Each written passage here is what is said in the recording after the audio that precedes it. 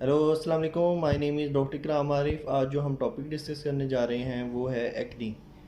Acne या इसको हम पिंपल दाने कहते हैं। इसकी बहुत सारी वजूहत होती हैं। इसमें आपको यंग एज में जैसे प्यूबर्टी के अंदर उसके अंदर आपके हार्मोनल इम्बैलेंस होता है, उसकी वजह से आपको एक्नी हो सकती है।